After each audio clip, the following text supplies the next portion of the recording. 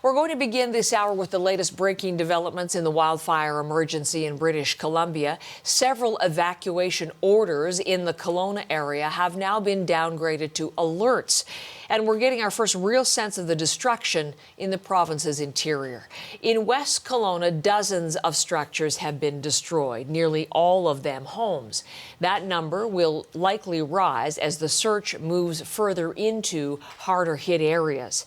BC's Premier will tour Kelowna and the area near Kamloops later today. Premier David Eby yesterday asked people to continue to stay away from affected areas and to allow firefighters to do their work. It is critical that we keep the roads clear, that we keep the hotels available for people, and be cautious out there. It's a very dangerous and fluid situation still. Please understand this is a very stressful situation for people in these local areas.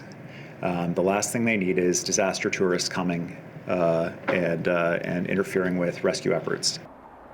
The situation in the Shuswap region remains critical. The Bush Creek East fire is burning about 23 kilometers from the village of Chase. The firefighting effort there has been hampered by members of the public removing critical equipment. We've been telling you about the reporting from BC Wildfire Service that hoses, sprinklers, pumps, even an ATV have been taken away. Albert Delatella has the very latest, beginning with those evacuation orders in and around Kelowna. Albert, now downgraded to alerts. Tell us about that. Indeed, Heather, they're in and around the West Kelowna area, and it comes as fire officials say cooler weather and reduced winds have helped them in recent days. Here are those downgraded orders, now alerts.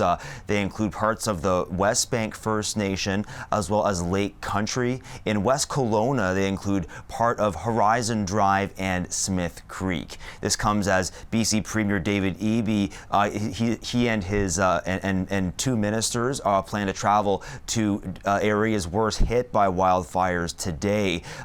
He'll be joined by the Minister for Emergency Management and Climate Readiness, Bowen Ma, as well as the Minister for Forests, Bruce Ralston. Premier Eby says their goal here is to reassure people that they're here to help them rebuild. They also hope to see firsthand what's needed on the front lines. It isn't clear what community or communities they're visiting, but the extent of the damage is becoming more clear. In West Kelowna, the city's fire chief is confirming at least 50 structures have been fully or partially destroyed. He says that job of assessing the damage is made even harder since fire has destroyed address markers and street signs, and many streets are impassable. That's information the mayor of Kelowna says thousands of people in the region still out of their homes are waiting to hear.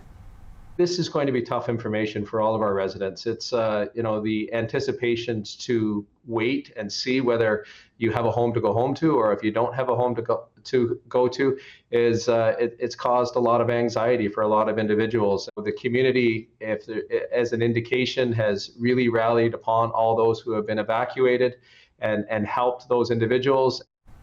In the Shuswap region east of Kamloops, officials still aren't specifying the number of the homes that have been destroyed. You can see some of the fire perimeter on that map there.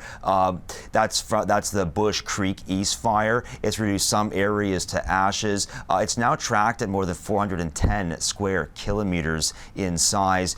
Here's a man who saw some of that damage firsthand.